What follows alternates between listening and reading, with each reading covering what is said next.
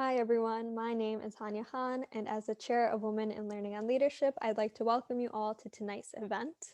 The Women's Movement panel, the idea behind this event was born from meetings of WIL members in which we discussed how we believe it's important to understand the history behind the movement that we align with and the identities that we hold close to ourselves, and understanding how this movement has changed throughout time, why the current state of it is the way it is, and what ideas we are trying to foster with the movement. And also we wanted to have a deeper understanding of alternative forms of women's movements as opposed to mainstream feminism alone. So our speakers tonight will be discussing all of these topics. But before we begin, I'd like to explain a little bit more about Women in Learning and Leadership and why today's event is so characteristic of our organization. So Women in Learning and Leadership, the program attempts to foster a deeper understanding of women's diverse roles and contributions to society, as well as increase awareness of obstacles created by gender, racial, and social class stratification. We understand that women have a lot to offer to society and can benefit from breaking the barriers of the boxes that we have been placed in throughout time. And in order to do that, we have to combat the different barriers that we have, such as gender, such as race, and understand that our identity is a complex nuance of so many experiences that we hold. Throughout the school year, Women in Learning and Leadership works on various projects to combat these issues and help both the UM-Dearborn community as well as the greater community. So aside from the event that we have here today, Will has also been working on a number of other projects, such as a blood drive that will be happening. One location of the blood drive will be happening in Canton on April 8th, and another location will be in Dearborn on April 22nd. These blood drives are in partnership with the American Red Cross, and we are holding these drives because we recognize that every day blood donations are needed to help patients of all ages who have faced victims, who have faced accidents, are burn victims, need heart surgery, battling cancer, and many other issues. And that with our efforts, we can possibly save someone's life. So you can contact me for more information about that at Hanya, Hanik, at umich.edu. And another one of the projects that we have coming up is a drive for winter necessities through a partnership with Zaman International, which is a homeless shelter station in Dearborn that has various drop-off locations where people can drop off food, clothing, and things of the sort so that we can combat food insecurity and provide daily essentials to those in need. This project is also well-timed because many people will be cleaning out for their spring cleaning. So this will give you an opportunity to dispose of those things and put them to good use somewhere else. So today's event is an integral part of WIL and the WIL mission, and we're going to dive into the history of the women's movements and its contributions and relevance today, as well as discussing the women's movement which deviate from mainstream feminism and why so many alternative women movements exist. So our group of esteemed panelists are here to bring their knowledge, experience, and passion to this discussion and to also answer questions many of us have regarding the women's movement. So if at any point, if you have any questions, then please feel free to leave them in the chat box and we will get to them at the end of the event. The first topic that we have for tonight is different waves of feminism.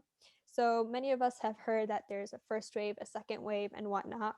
And it may be confusing to understand the differences between each waves and what has brought on changes in the movement over time. So Dr. Georgina Hickey is going to be here to help us investigate and navigate through these different waves of feminism, the influences that have brought on these new waves, where we see the movement going, and also the current struggles of this movement. Dr. Georgina Hickey is a professor of history and affiliate faculty in women and gender studies, and she is also faculty of urban and regional studies. She studies the history of women, social movements, and US cities during the 19th and 20th centuries, and has recently completed a draft of a long time coming book on the history of organized efforts to make urban public space more accessible to women. She is also a former director of WIL, so it's great to have her here at our program.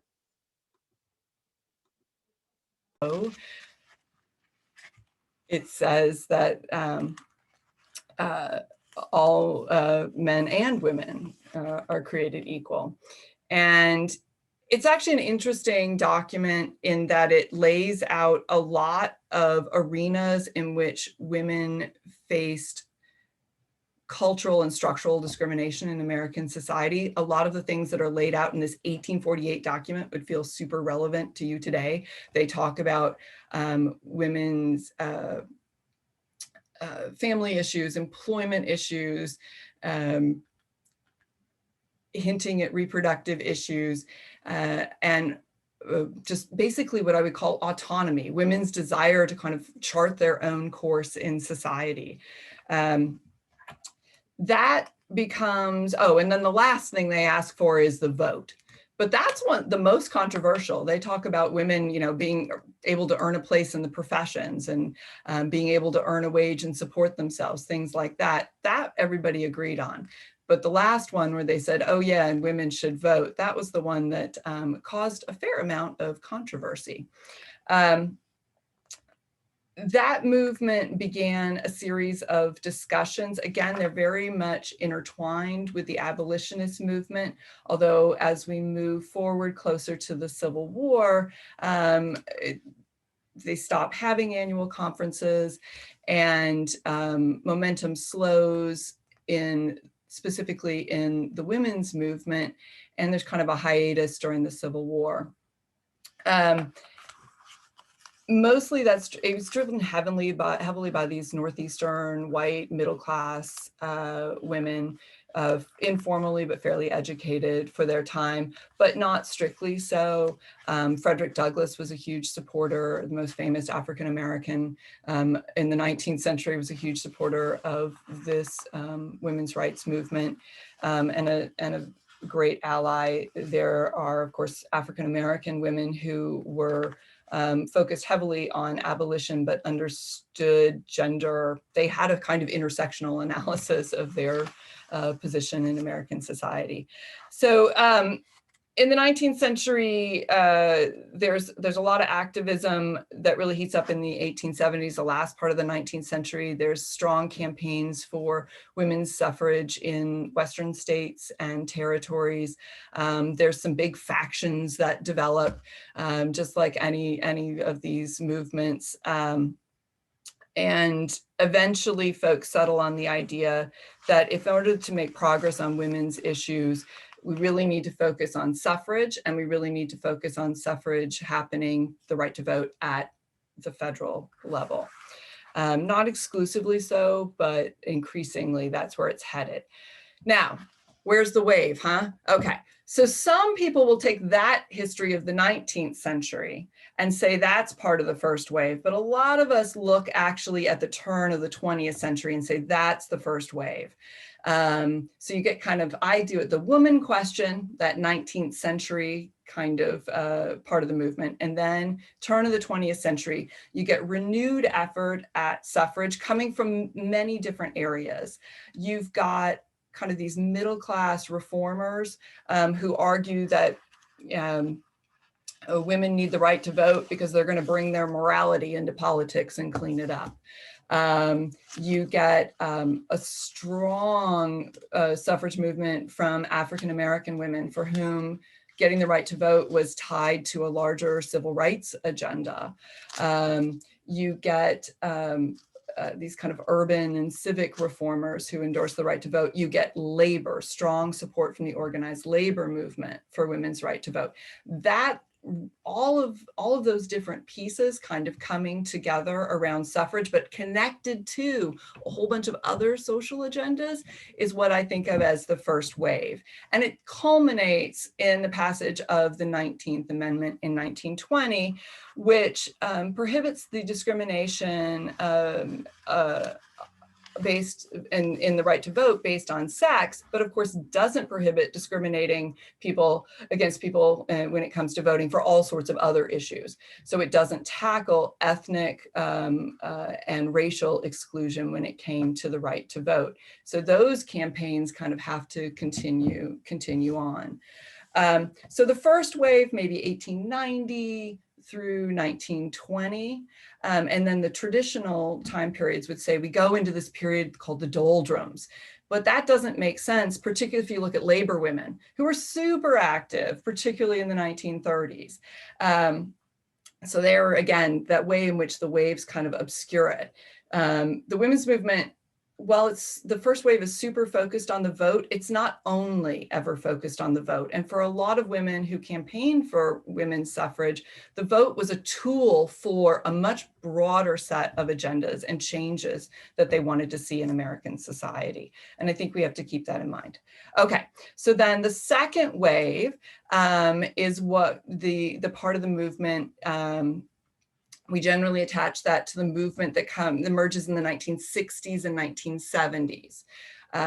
That's a bit problematic because it basically takes all of these amazingly active women who drove the mass-based Southern civil rights movement of the 1950s and early 1960s and kind of just like erases them. So it's problematic, right? But the women's movement, kind of taking on that name, using the term feminism, using the term women's liberation to indicate the more radical side of the movement, emerging in the latter part of the 1960s and really gaining momentum in the 1970s. And then running into the brick wall of the 1980s and Reaganism and the conservative turn in this country. So this is the wave, right? You get these moments where something's happening and then it seems like it's stopping and something's happening.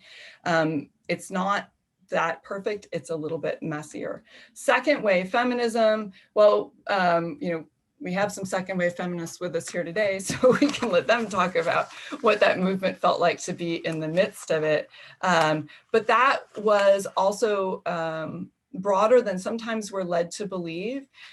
Second wave feminism in the 1960s and 70s gave us the National Organization for Women, the largest women's organization in the country, but it also gave us a wealth of other smaller organizations, movements, and alliances.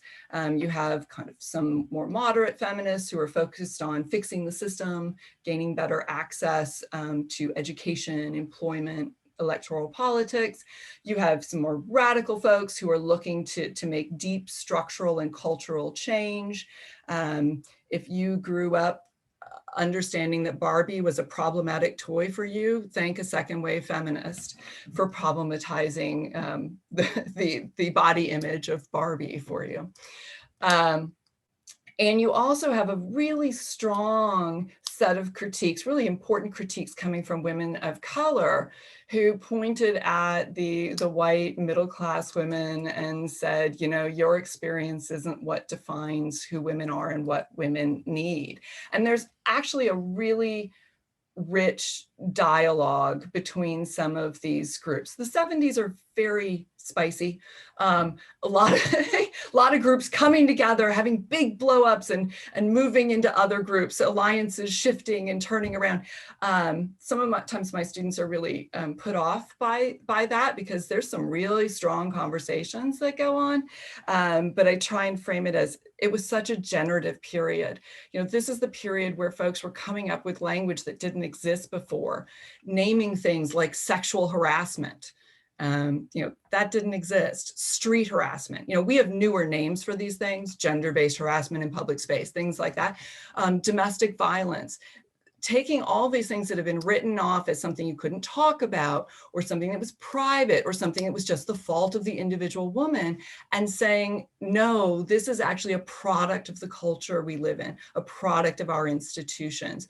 So really important work came out of these very intense conversations between different groups of feminists, particularly in the 1970s. Okay. We get a conservative turn, we maybe get a bit of a lull, and along comes the third wave of feminism in the 1990s. In this case, in some cases, they're literally the daughters of the second wave feminists. The third wave, I struggle with personally a little bit. I fall in between those waves chronologically, but the third wave feels much more individualistic to me. There's a lot of discussion of women need to define for themselves how they're going to do things. I remember students in my classes in the late 90s and early 2000s were really obsessed about talking about the ways in which Madonna was a feminist because she reclaimed her sexuality and exploited the male gaze for her own profit. I don't know. That one didn't work as well for me. but everybody needs to get there on their own, I guess.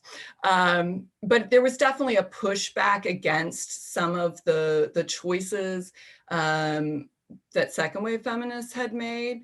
And that's really what's often defining these waves, particularly lately. It's that I need to find a way to distinguish what I want to talk about from what you did. So I'm going to call myself a new wave.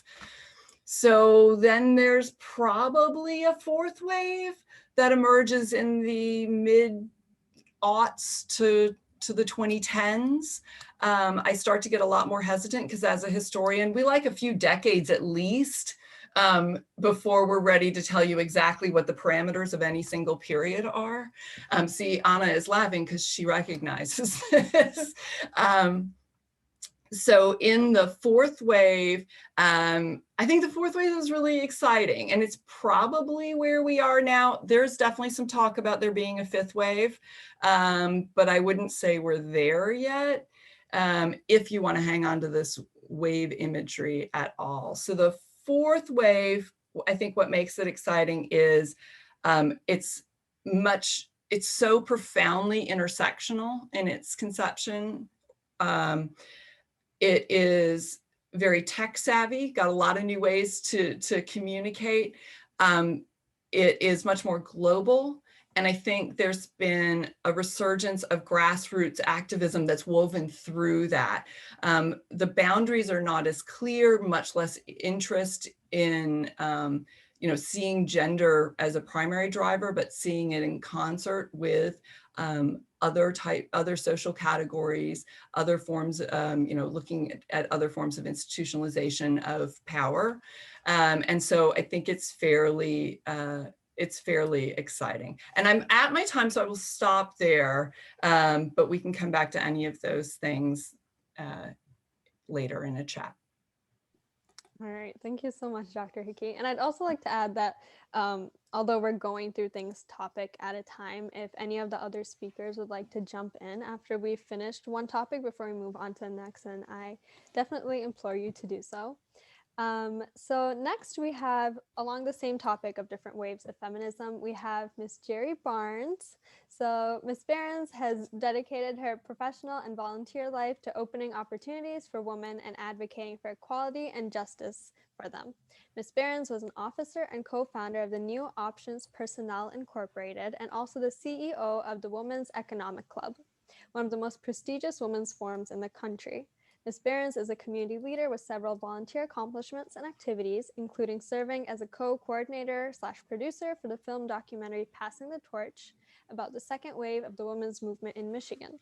Ms. Barnes currently devotes her volunteer time to the board of the Sky Foundation Incorporated, the League of Women Voters Detroit, and Michigan Women Forward. Take it away.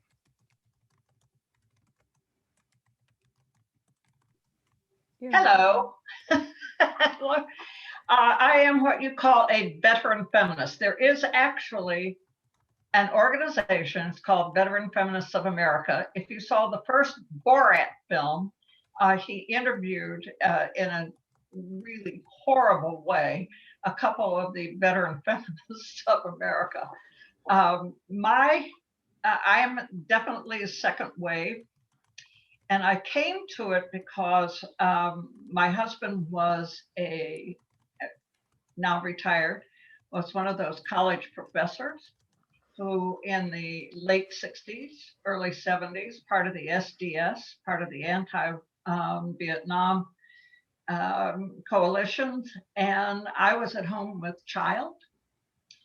And having graduated from a women's Catholic college, I had definitely my role circumscribed.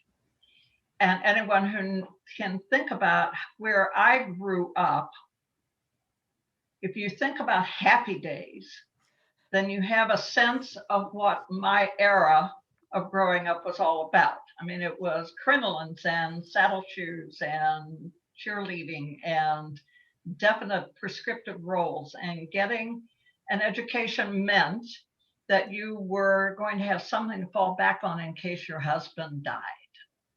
It wasn't necessarily going to lead you someplace. Now, for me, it was supposed to, because I was going to be in theater and I would be a star.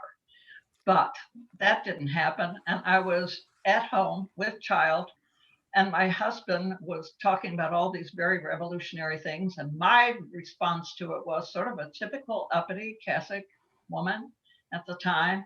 Well, if these women have something to complain about, then why don't they just, just do what they need to do? And they don't need to be yelling and screaming at people and asking other people to do things. Well, so my husband said, perhaps you might want to go to a NOW meeting. It had just formed, 1970.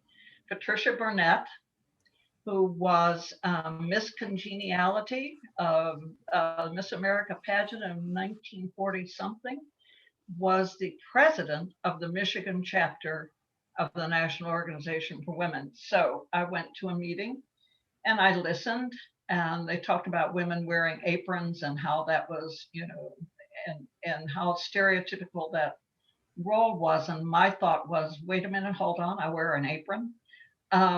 But as as I went back and back again, I had what every feminist has had, which is an aha moment. And that moment, and I think in all these waves, centers around anger. There is an angry response to what the heck was I thinking? So I was mad at my husband. I was mad at the church. I was angry at the United States. I was angry at all men forever. And we had a way to deal with that. I mean, that's a key. We had an organization and a vehicle to be able to talk to each other. And they were called rap sessions. Very different term now, but consciousness raising sessions. And we would sit and talk about our own personal issues, but also what was happening in the community, what was happening in the nation. And in Detroit, which was the only chapter at that time, in Detroit, we were really focused on very bread and butter issues. It was not what the East Coast or West Coast might have been in the national news. It was what legislation is on the books in Michigan that oppresses women. There are 1,000 laws to be looked at again and taken to the legislature to change. There was, the issue of choice, issue of abortion, women's rights. There were every issue, affirmative action, brand new affirmative action issues, which is why we started with my feminist partners, the New Options Personnel, which was to help employers help them to be able to write affirmative action plans and have women and minorities, because we knew they really, really wanted us. Right. Anyway, so I think that it's very important to think about that it was a massive effort. Detroit now had 25 committees. We were doing everything for the entire state of Michigan. Then it became the Michigan chapter, then became other chapters. But there was an organization with very specific goals in very specific areas. So someone is dealing with women in religion, somebody else is dealing with jobs and economics, which was my bailiwick. Someone else is dealing with credit. I'll give you the credit story because that was a great one. Georgina probably gets this. The credit story was that one of our members who was married and was not working went down to a bank. No, I think it was down at Hudson's and asked for a credit card. And they said, you can have it in your husband's name. Now that seems impossible to millennials, but that was the way it was. And so she said, no, I am employed. I am a, home engineer. I don't know, something like that. Then another friend went down and said, she wanted to have a credit card. And they said, in your husband's name. And she said, that's irrelevant. And here's the deal. She got a credit card in the name of Mrs. Irrelevant. So you see how things go. It was at every threshold, we were starting something new. And then the Equal Rights Amendment was brought to bear again. in the 70s. Martha Griffiths, God love her, had been, you know, representative, and I can't remember how many years in a row she brought it up, but then it became the focus of the second wave, if we want to say it.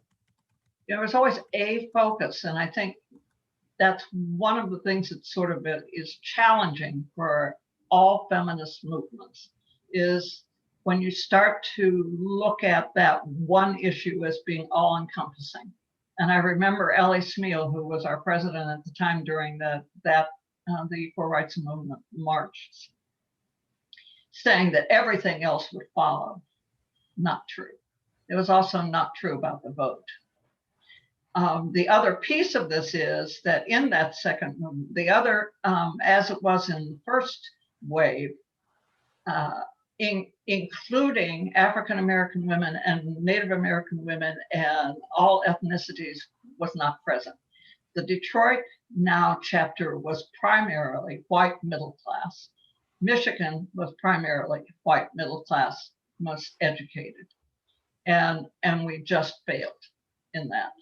We didn't include others. Now, we did have other organizations that did focus for African-American women, but now did not. I remember one of my favorite stories was Jackie Washington, who was an amazing feminist and woman, African-American, said, why does now always have low income / minority women? She said, there are minority women who are not low income, which she was not.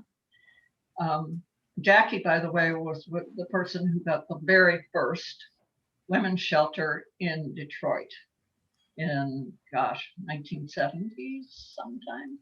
The one at the YWCA. I'm going off on a tangent here. Okay, I want to keep this up. So basically, we sort of,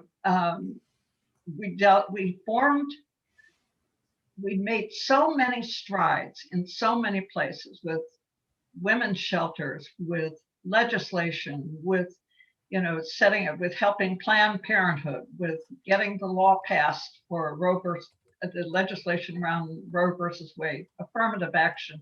It was on so many fronts, and we were so, enthusiastic and energized.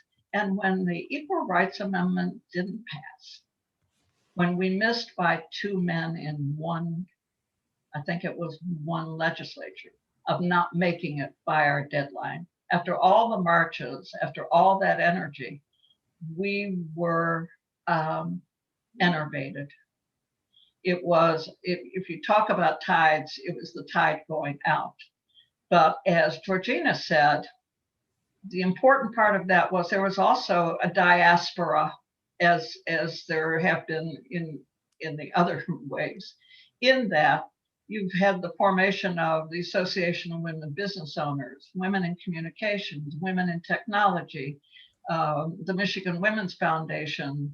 You have this constant, it was a breaking apart, but constantly reforming in organizations that had specific focuses or foci. Anyway, that, and I think that there's a warning in that, what happened with suffragists, of what happened with Now, which does not have a chapter in Wayne County or Detroit at this time. Movements have come and go, but I'll be a lifelong member and a veteran feminist. So I think that gives you some sense, but we can talk about it later. Is that okay? Thank you so much, Ms. Ahrens. That was really enlightening, because I think when you consider feminism, you want to think of women as a unified group, and that they all have the same interests, and that if they had all banded together, then so many things would be able to progress forward, and you'd be able to resolve your issues, and you'd be able to have more political presence. But the comparison between which groups are involved during the different waves, and the way in which the waves needed to reach back and the tide needed to go back because there were problems, I think really highlights how important the experiences of minorities are. because if the majority group wants something, but they're excluding other groups, they will eventually lose power that way. And the birthing of all the other groups really speaks to me because, like you said, there's this time in someone who considers themselves a feminist where you feel angry and you feel invigorated and you want change. And for me, that was really when I learned about sexual assault. And I was just horrified at the idea of how prevalent it was. But finding a niche for myself within mainstream feminism was so hard because I align as an Islamic feminist, and there's just not a lot of discourse about that available. So I think this idea of all the different components of the women's movement is really important. And we can also discuss stereotypes about the women's movement. So there are a lot of ideas about the movement that have emerged from, say, political smears or from people who are opposed to the group. And this can really hinder the progress of the movement and draw people away from it. So over time, as these stereotypes have progressed, we see that these smears usually result in widespread defacing of the movement, and they can be debilitating to the movement and its cause, forcing it to take a step back rather than forward. So that kind of begs the question, were there any stereotypes prevalent in the history of the women's movement? And did these have a profound impact on the course of the movement? So I would like if Dr. Hickey could please offer us some words about this topic. So the short answer is yes.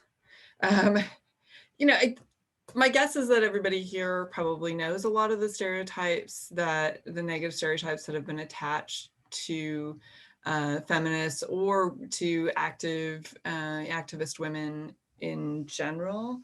And some of them have had a very long history to them. I was going to say, it wouldn't be much fun, but we could throw like a bunch of them in chat, right? And we come up with, they're man haters. They have no sense of humor, questioning their sexuality, questioning if they're real women. All of these kinds of images are actually quite old. Just to give you, yes, radical bra burners. No bras were actually burned, in case you need to know that. At the Miss America pageant in 1968, they didn't actually do it because they were on a boardwalk, and the whole protest, which was incredibly clever, would have been shut down because these women were not stupid, and they understood that the fire marshal never would have let them continue doing what they were doing had they set it on fire. Now, one of the stereotypes is that they have no sense of humor, that feminists have no sense of humor. And honey, I really appreciate it. I went through a period in graduate school where I had no sense of humor. I was pissed. I think that's might be familiar for a lot of us who identify as feminists, but in general. So that 1968 Miss America pageant, which is where a whole lot of Americans learned that there was a thing called the women's movement, was really clever, and it was full of humor. They paraded a live sheep around the boardwalk and crowned it Miss America. They had a freedom trash can that they threw instruments of torture into, which were bras and girdles and mascara and stuff. It's funny, and it was meant to be funny. Never understood this accusation that they have no sense of humor. One of the radical guerrilla feminist groups of the second wave called themselves Witch, the Women's International Terrorist Conspiracy from Hell. It's funny, and it was supposed to be funny. Okay, so there, we've just disbanded that one. The man-hating, well, that's really, right, that one certainly extends back into the 19th century, right? You're obviously not a good woman if you're not just taking what's been handed to you. So Elizabeth Cady Stanton and Susan B. Anthony, those big names in the 19th century, for a while flirted with wearing bloomers, basically wide-legged pants, pantaloons, and they were incredibly ridiculed, and people threw rotten food at them and everything else. They did finally decide to dress very conservatively because trying to push for reform on too many fronts, people got so distracted by what they were wearing, they stopped listening to what they were saying. Susan B. Anthony, who did not marry, who had long, intimate emotional relationships with other women, was of course deeply suspect as a woman because she hadn't married, because she hadn't had children, because she chose to arrange her life in a different way. So those stereotypes about women and have a very long history, and they have undercut, they keep people away from the movement. I had a lot of students in the 90s who were super reluctant to use, in the early 2000s, to adopt the word feminist, because they'd seen their mothers vilified for trying to have it all. And then when it turned out to be hard, because things like the ERA didn't happen, feminism got blamed.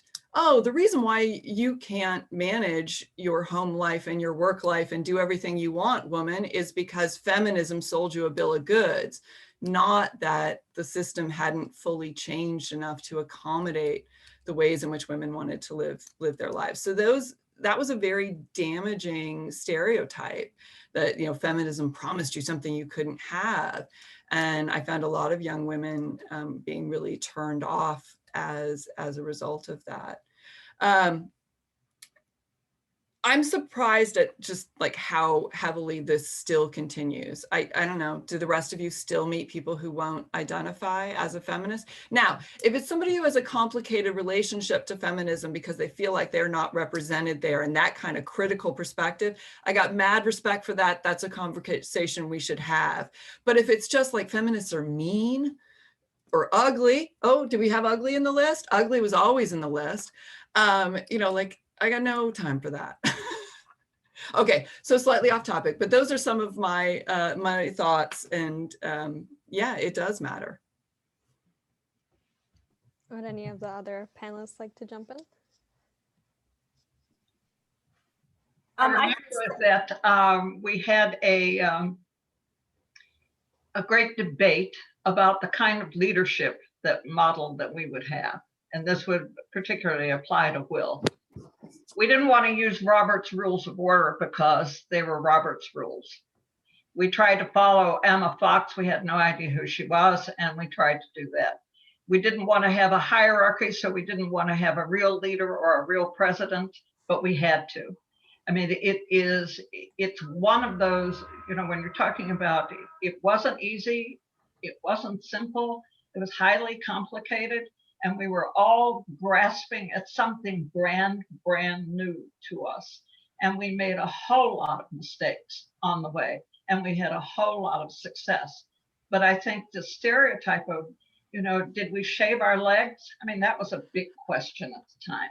It was a big question about how we were, yeah, right, and shave under our arms. Did we shave? Did we have, you know, did we wear a bra? It was, and I remember as part of New Options, we had a contract with one of the big banks to look at their advertising, and they didn't know what to do because all of their advertising had our banker he, and we said, why don't you make it plural?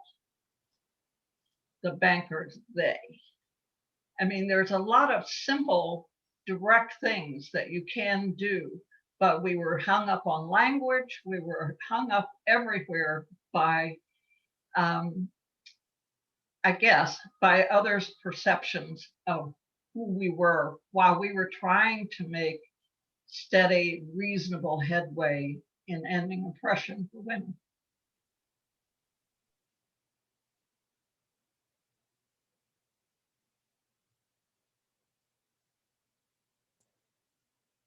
Yeah, along with what Dr. Hickey just said, told women if they're feminists, they would die alone.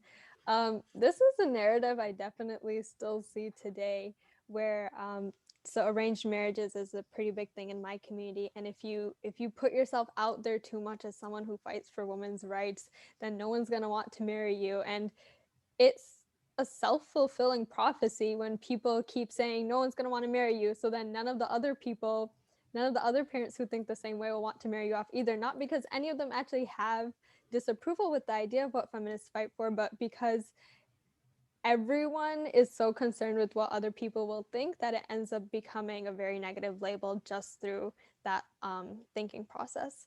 And I definitely agree with what you just said, Ms. Mirans, about how, small changes in literature, small changes in vocabulary can make a big difference.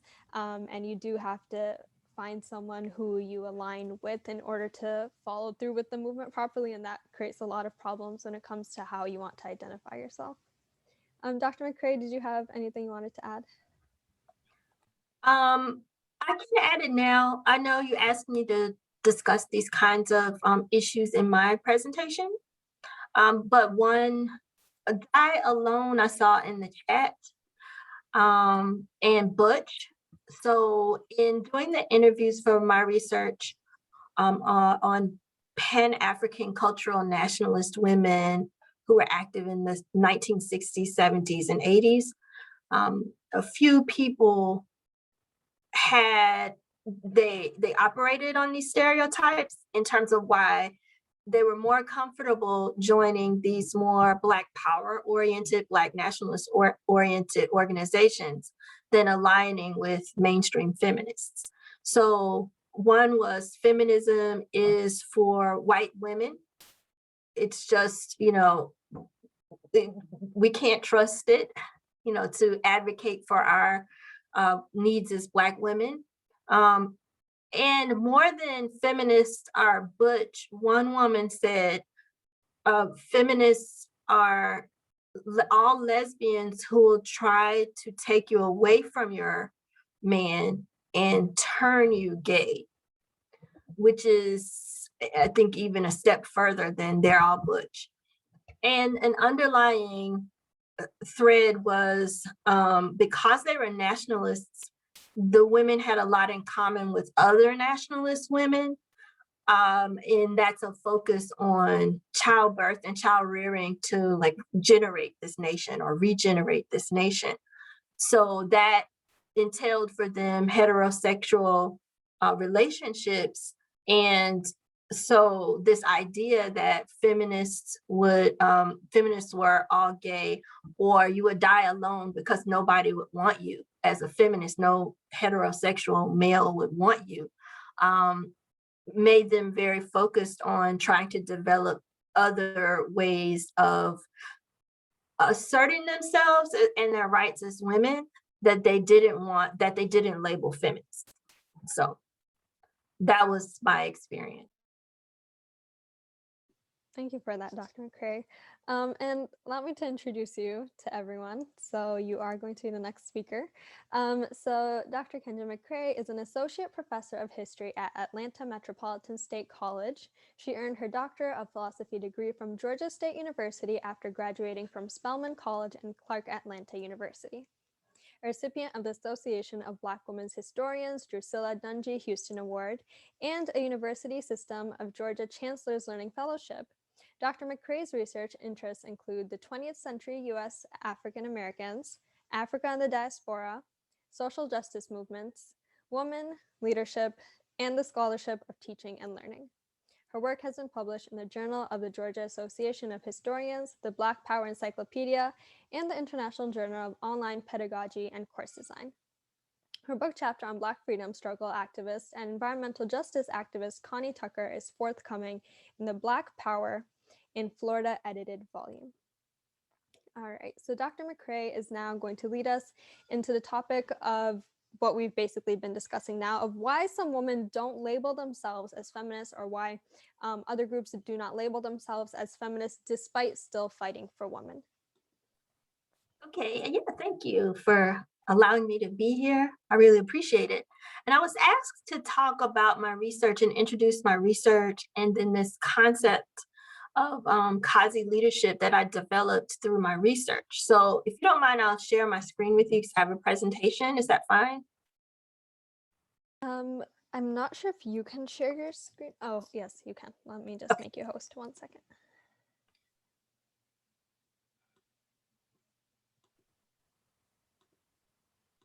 All right, you can try now. All right.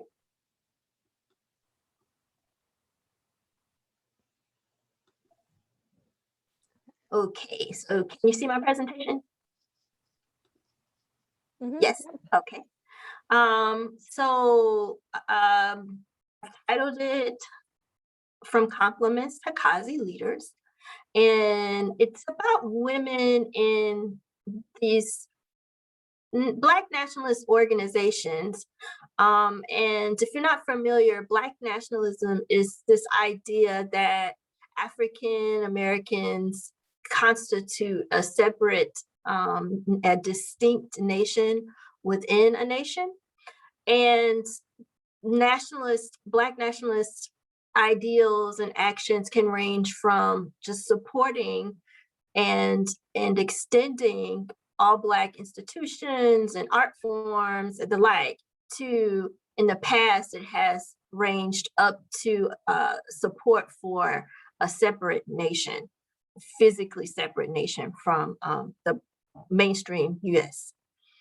And Pan-Africanism is a set of ideals and actions that support the larger value that Africans and African descended people, wherever they may be in the world, have a common history, common struggles, and should work together because they have a common destiny.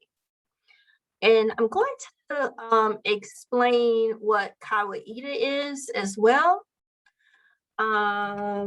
So Kawaida was a philosophy that developed in the 1960s and 70s Black freedom struggle, particularly around Black power. And it was conceived as a way of life to help African Americans become more free, independent, self-determined. It was a Kiswahili, East African, Central African term that was perceived to mean tradition and reason. So we're going to recapture our African traditions and put them in play for gaining our freedom, our independence, self-determination, as much as is reasonable.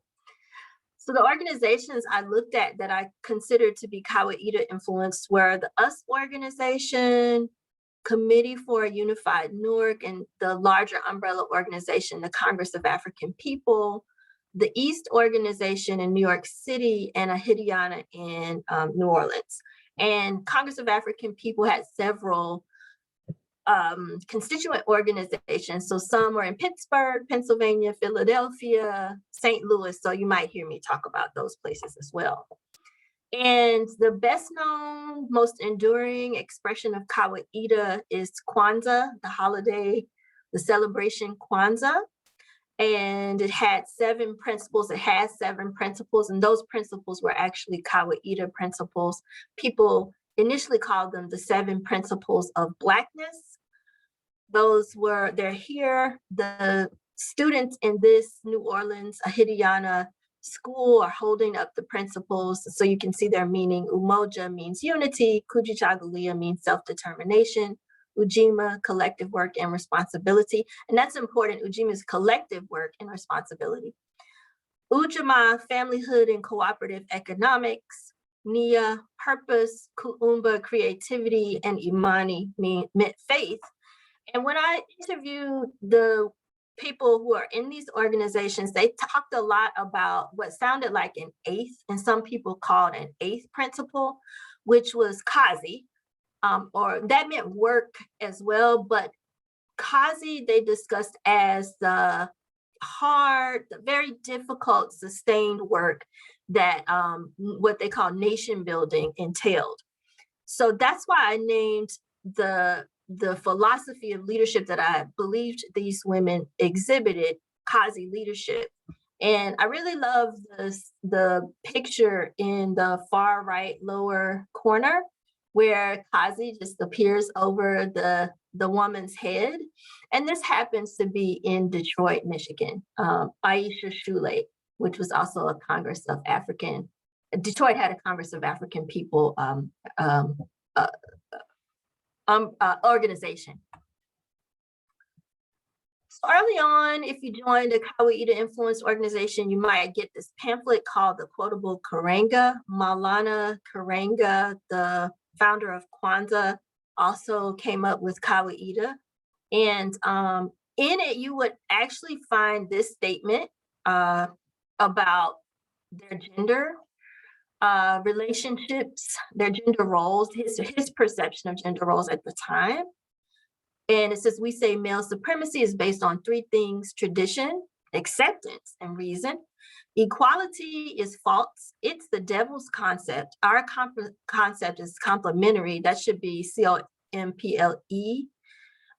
Complementary means you complete or make perfect that which is imperfect. And so it says out front that they believed at the time, or at least Karanga believed at the time, in male supremacy. So my methods were both used archival research, but also oral history. And so talking to the women, I wondered, well, in 1968 and 1970, there was a second wave feminist movement going on. So why would you join this group that says we believe in male supremacy out front when there were other organizations that you could have been joining? So what I found, because I had that question in mind, was the answers were complex. But as I said, when I talked about the stereotypes, some of the women thought feminism was strictly for white women. White women had shown that it was only for them. It was mostly for them. So like if they had come in on a Detroit Now meeting, as Miss Jerry said, they might have seen mostly, if not all, white women and felt that way, right? And so they thought, well, we have to deal with problems in what would later be termed intersectionality. We have to deal with all these problems. We have to deal with sexism. We have to deal with racism. We have to deal with classism. So we decided we would struggle in the Black nationalist organizations and deal with the classism, deal with the sexism, or take on the sexism as a type of beautiful burden. And some of the women talked about the sexism, enduring sexism, as a type of Qazi that they had to put up with in order to get this Black nation, right? But what I also found is a lot of the women, like the woman on the left, who is Amina Baraka. So I took this picture of her. She's the wife of the poet and playwright Amiri Baraka. If you're familiar, he's a famous Black arts movement poet and activist of this era. And I took this picture when I was interviewing her, and she started out accepting this premise that women and men weren't equal, that women had their place, that women needed to take care of hearth and home and teach the children, and that's it. But over time, as she became more and more active and read more and developed more theory, she actually led the cause of remaking this kind of cultural nationalism. So it was definitely more feminist. And by the time she had incorporated, and many of the women had incorporated Marxist ideals and Leninist ideals and Maoist ideals into their philosophy, they openly call themselves feminists and aligned with feminists, mainstream feminists. So here you see a newspaper article where there's a debate. There's a time when there's a debate. And this is from 1975, when people are saying, are we for or against women's lib? We're not sure, but we're actually going to debate it. And so over time, what I say is these women played essential roles in the institutions and programs in Kawaida influenced organizations, from working in those day, weekend, after school and adult educational programs to actually engaging in public political activism and organizing. And in terms of those secondary gender roles, what I found was in a lot of places, like in Newark, those women really hotly debated and challenged the secondary status and were able to come into official leadership roles over time. And I said that they exhibited, the type of the leadership that they exhibited was called Quasi Leaders leadership. And that is a kind of service leadership.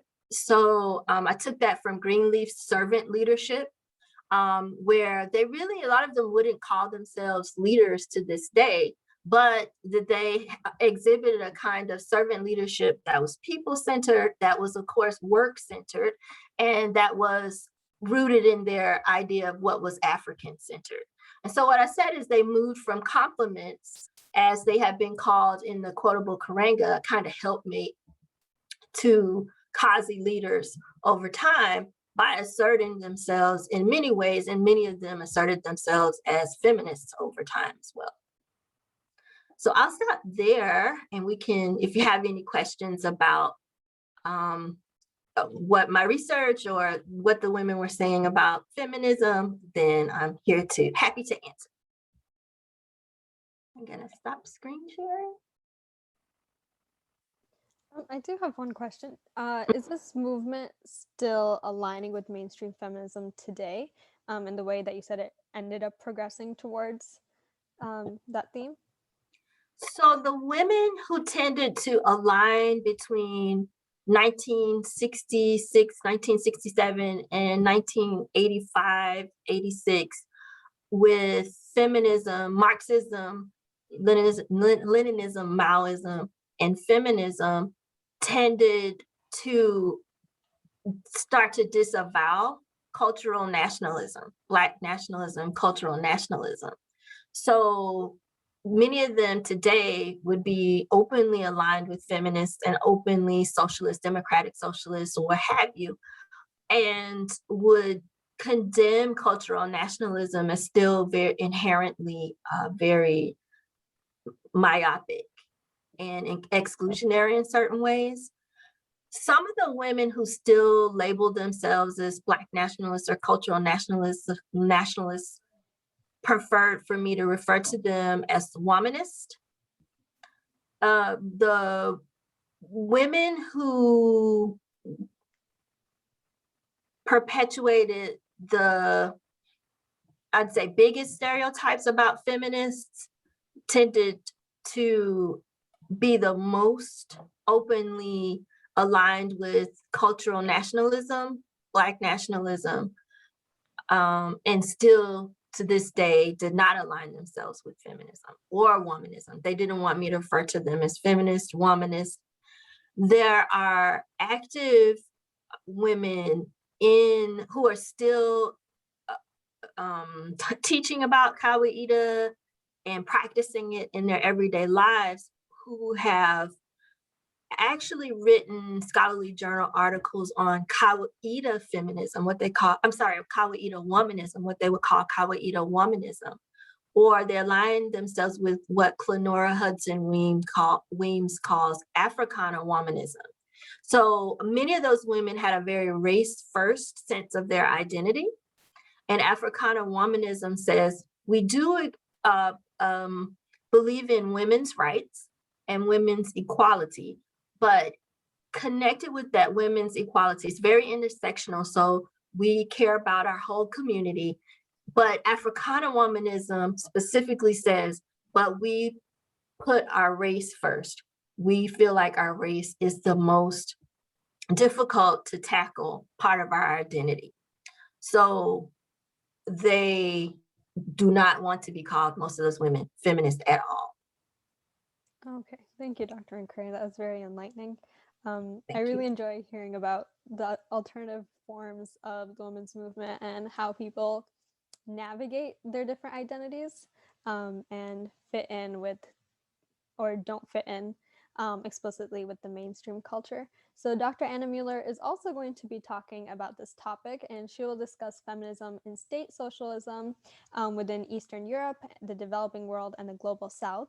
So Dr. Anna Mueller is an associate professor and the Frank and Mary Paczewski Endowed Professor in Polish/Polish American/ Eastern European Studies in the Department of Social Sciences at UM-D. She teaches courses on Polish and Russian/Soviet Union history, history of violence and sexuality, and the history of European women. She is also involved in the Inside Out Prison Exchange Program and also organizes a 4-week study abroad program to Poland. She holds an MA from the University of Gdańsk, Poland, where she grew up, and she is the author of If the Walls Could Speak, Inside a Woman's Prison in Communist Poland. And her second book will come out in spring 2021, labeled An Ordinary Life, Tanya Letman, 1918 to 1996.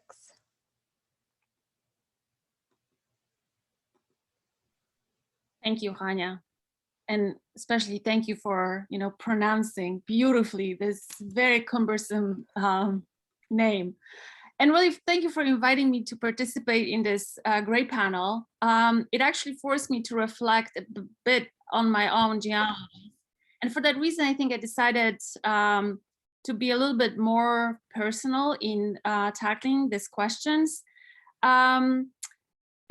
The questions are excellent, but I don't feel that I have full expertise to talk about this, but I would like to share some insight from the area that I study and the area that is also my first home, and the one that I understand very intuitively, Eastern Europe, specifically Poland. So as some of you may know, I grew up in communist Poland, but I prefer the term state socialism, and that's the one that I will be using. That was before the fall of Berlin Wall, before the end of the Soviet Union. And there is a lot of historical context that I should evoke in order to help you understand what feminism meant back then, but there is no time for that. So I will concentrate on 4 factors that hopefully will give you a sense of different feminist paths in the context of this change from socialism to capitalism. So first of all, socialism as an idea argued hard for the liberation of women and their incorporation into the labor force.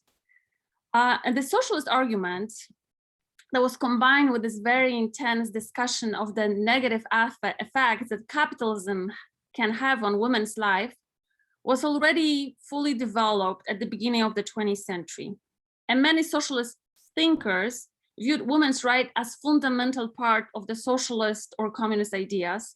And for that reason, some of these thinkers didn't believe that women's movement was necessary to achieve sexual equality. The assumption was once socialism is implemented, these ideas would be implemented as well. And in my classes, I often read with my students an excerpt from Make Way for Winged Arrows by Alexandra Kollontai, a Russian socialist from 1923, that speaks about the differences between socialism and capitalism in their understanding of love, relationships, motherhood, and the fact that it's not only a monetary or sexual exchange, but rather love should be based on partnership that can help individuals and collectives flourish. And that can happen only in conditions of structural equality that socialism is supposed to introduce. And this text really beautifully shows the conceptual work that was done already in the 1920s.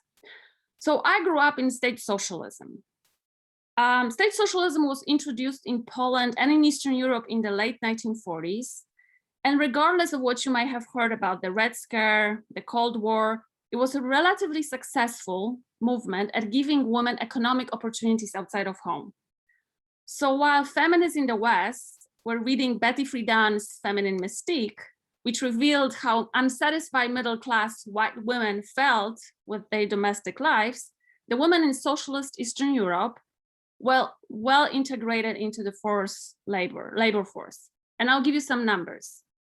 In 1950, the female share of the workforce in Eastern Europe was 41% compared to 28% in North America. By 1975, women made around 45% of the workforce in Eastern Bloc compared to 37% in North America. Domestic work was socialized as well. This meant extensive networks of public kindergartens. And here I am depicting the situation from the 1970s and 80s.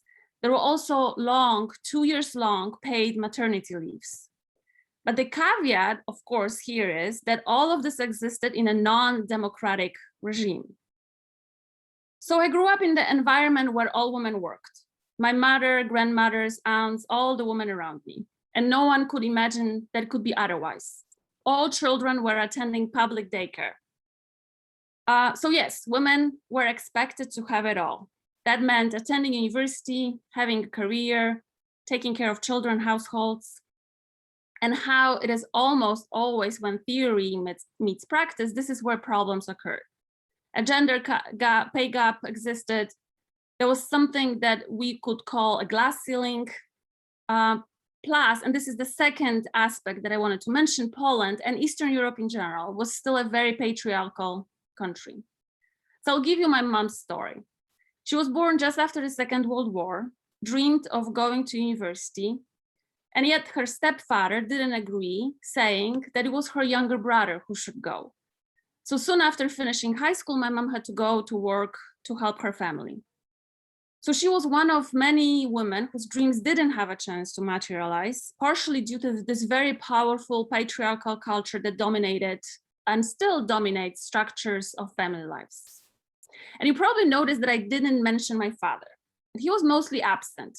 He was a car mechanic who worked long days, but in the patriarchal, even if socialist Poland, men were not expected to be involved in domestic life at all. It was women, my mom, grandmothers, my great-grandmother who took care of me. And I'm a very typical example, a woman raised by other women, usually perceived as very strong because they had to handle a lot of hurdles. But also because of that, I grew up with a perception that it is always women who get things done. Third of all, post-socialist Poland was the time of shortages of almost everything. And here we also see, this conservative turn that I think either Georgina or Jerry mentioned. Toilet paper was scarce, sugar and meats were rationed. The only thing that was available in 1980s was vinegar and mustard, and I'm not joking. My go-to meal as a child was fried onions. My kids still don't believe that. Shopping trips were adventures that only women were doing, who thanks to informal networks of female friends knew where to go to purchase such things as infant milk, for example. And social scientists call this time period double or triple burden, as women are responsible for professional and domestic work, 2 burdens. And of course, they were expected to look very feminine, the 3rd burden. Finally, and this is the 4th point that I'm trying to make, Poland was a deeply Catholic country. Before World War II, Eastern Europe, Eastern Bloc was deeply patriarchal, peasant societies with very conservative gender relations. Socialism challenged centuries of women's subjugation, but Catholicism was linked very deeply with traditional Polish identity. State socialism imposed a lot of restrictions, for example, on freedom of religious practice. The Catholic Church was too strong to be delegalized, so many people, even those who didn't believe, participated in the church life as a form of an alternative to the official life. For example, under communism, there was no freedom of speech, and there was no freedom to gather. So the Catholic Church was providing people with a sense of choice and a platform to exercise some of their rights. Additionally, in case of Poland, for centuries, the Polish Catholic Church promoted a model of a Mother Pole, a Polish woman who is capable of doing almost anything in order to protect her homeland and her family. And that meant that very contradictory image of women emerged, where a woman could be a spy, a soldier capable of assassination, as long as she was faithful to the most important values in her life, nation, home, and family. And historically, the urgency of the national cause has always taken precedence over demands made by women. So you have an interesting mixture of socialist emancipation, religious traditionalism, and difficulties of daily life that were handled by women. So women had to be hardworking, crafty, devoted to the nation and family, and of course, feisty in defense of their values. There was no room for self-development, self-satisfaction, etc. So can you have feminism under these circumstances? In the early 1990s, when I first began reflecting on the place of women's rights in Poland, I realized that many activists embraced the idea of feminist struggle, the idea that the feminist struggle cannot be separated from issues such as national independence or an economic development. And those you always take precedence over women's rights. And this was something embraced by most activists in the so-called developing world, the global south, the second and the third world. So I grew up believing that patriarchy was not the problem, but rather the problem was that state socialism did not develop as planned. Women's rights were always secondary. So here I will give you a last story, and Hania, I would like you to share maybe the first image, if you don't mind doing this. In the 1990s, a big debate shook Poland as American feminist and author Shana Penn claimed that Polish women do not have feminist consciousness. She wrote a book about the role of women in solidarity. Solidarity was this big movement that helped bring down communism and ensured the first democratic elections in the country. And what you see is the first poster, solidarity, first elections, American actor, leading the country to the first democratic elections. So in this book, Shana Penn, and Hania, if you can go to the second slide, this is the cover for this book that I'm talking about. She showed that at some point, when the majority of the solidarity leaders were imprisoned, it was the women who continued the political work. They did it in secrecy while adopting masculine names. And until Penn presented this story, it was largely unknown. So these women had been clandestine leaders of the opposition for years, but they never capitalized on it. After the fall of communism, these women decided not to occupy leadership positions and let men run the country. And Penn argues that they gave up their rights and let men decide because they didn't have feminist consciousness. And in many respects, she was right. One of the first decisions of the organization after the fall of communism was the dismantling of the women's section of Solidarity. The second was the introduction in 1983 of an almost complete ban on abortion through a process that ignored over 1 million signatures demanding a national referendum on abortion. It was basically a group of men deciding this, regardless of what were the voices coming from the society. So it appeared that women indeed lost. It appeared that Western feminists were perhaps correct in stating that socialism did not help the women develop feminist consciousness. Hania, can we go to the third slide? And that's a play on this first poster where you see Invisible Woman, a poster from the early 2009, done by another woman from Eastern Europe who were sort of commenting on this very controversial and paradoxical situation that women that fought for solidarity were completely forgotten by the movement. So let me say that this conflict between liberal feminists from the West, who insist on the primacy of women's issues, and the women activists from socialist countries were very visible, not only in the countries of socialist democracy. Again, women from the developing world, global South, found allies in state socialist countries, and that alliance created many ideological problems for feminists in the West, for example, in an accusation that the concept of feminism was another form of cultural imperialism. These liberal feminists often frowned on special labor protections for women workers or on the gender-specific entitlements, for example, long maternity leaves, because such protections introduce inequalities based on sex. So I see the merit in the arguments of both sides. I see the value in the work that the socialist activists did, but I also see that after the fall of communism, women's rights were not advanced, quite the opposite. The patriarchal culture continued flourishing. I'm not sure how many of you are observing what's happening in Poland or in Eastern Europe in general, but there is a wave of mass protest of defense of women's reproductive rights. Yes, thank you, Hania. These protests began in October last year in response to the state's attempt at criminalizing abortion. And in January this year, a near total ban on abortion took effect, regardless of whether keeping the pregnancy means risking the life of the mother or if it's a result of rape. But the abortion law was not the only reason why we've been observing hundreds of angry women. And I think it was Jerry who mentioned that, those changes happen with anger. And for the first time in Polish history, we actually see angry women on the streets. And this is how they adapted sort of the solidarity poster, except that solidarity is not in the background anymore. It's a very vulgar word that I don't dare to translate here, but the woman that is showing her middle finger, that's exactly what this word says. And they are sort of adopting a very strong traditional, image of solidarity.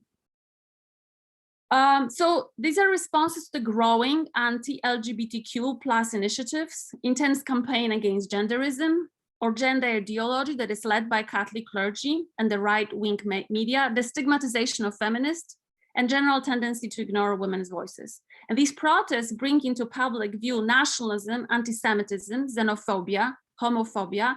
Just yesterday, Polish parliament had a discussion on stepping down from the Convention on Preventing and Combating Violence Against Women, Domestic Violence, better known as the Istanbul Convention. And you can go to the last slide where you see all the posters next to each other.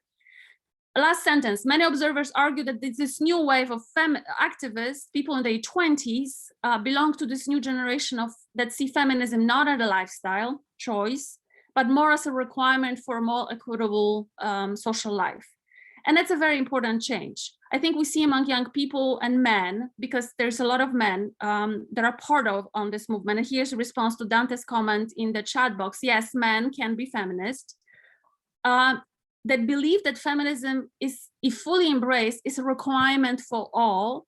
And among all this pessimistic news from Poland and Eastern Europe in general, I think this generation that is embracing change, embracing intersectionality, talking about this, and that is very tech savvy. And here, you know, I refer to Georgina's comment, is widening the definition of feminism. And I think for the first time in Polish history, there is actually a generation of women that is very loudly claiming to be feminists. Thank you. I hope it wasn't too long. Thank you, Professor. That was very wonderful. I think also understanding the role that economy plays is very important.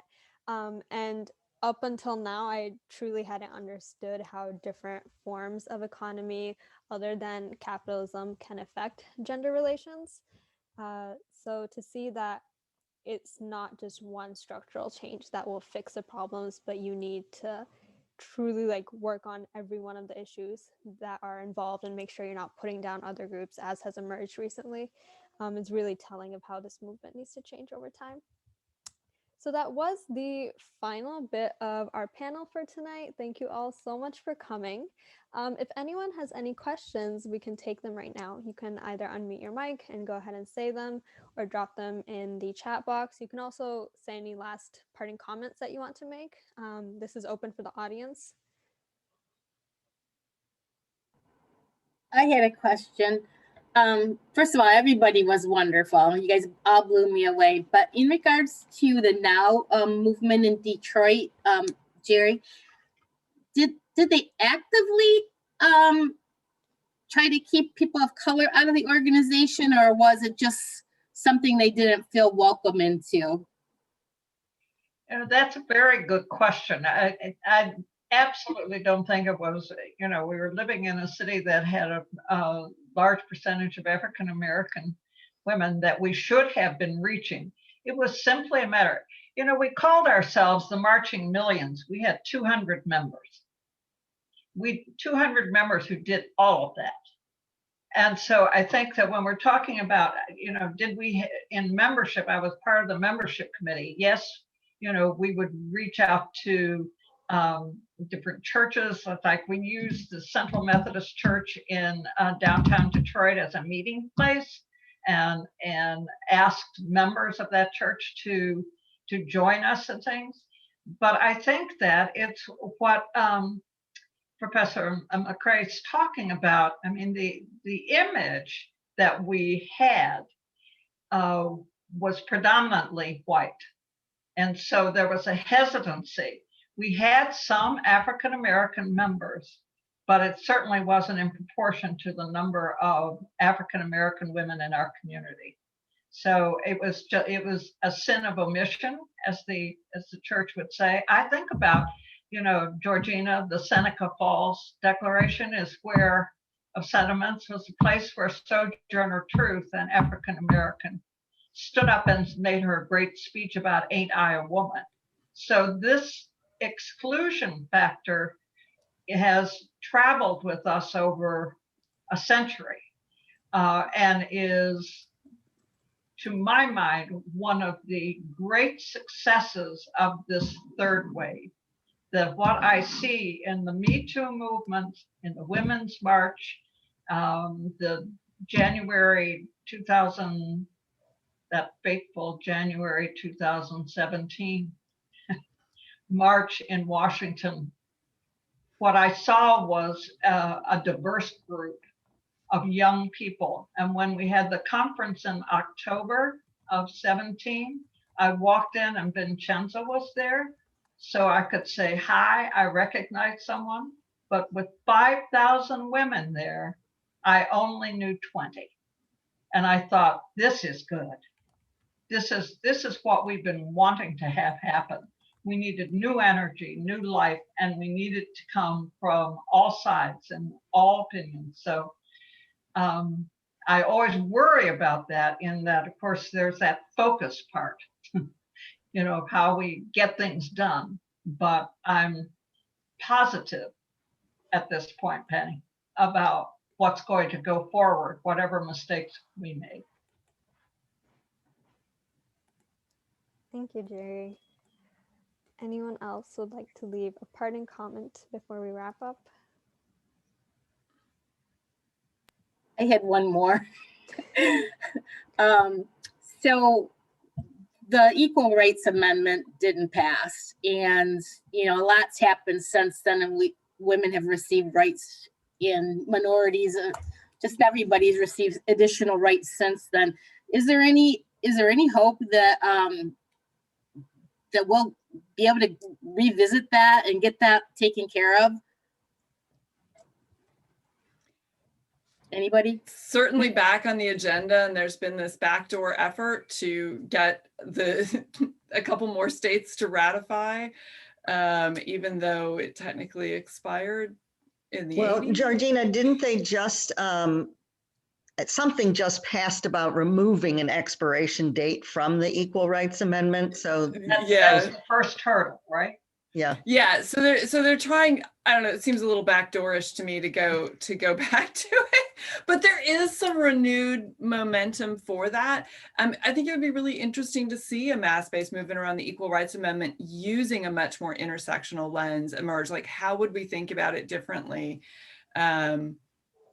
I'd be really excited to see what that could look like, but I don't know if we will go there. And one of the things that hasn't really come up, but I wonder is, I think there's a lot of young people who are reluctant to identify with feminism because they think it reinforces a gender binary, and that we're moving toward a world in which that's much less important.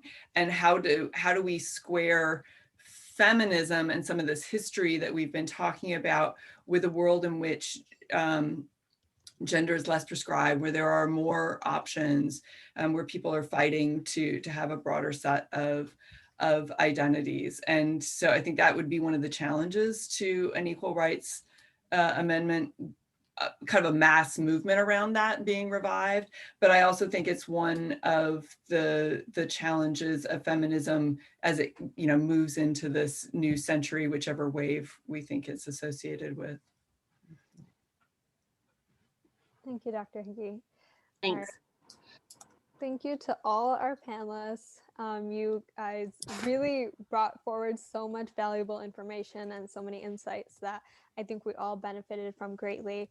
So thank you, Ms. Behrens, thank you, Dr. Hickey, thank you, Dr. McRae, thank you, Dr. Mueller, as well as all the guests who have taken the time out of their day to attend today's panel and discussion.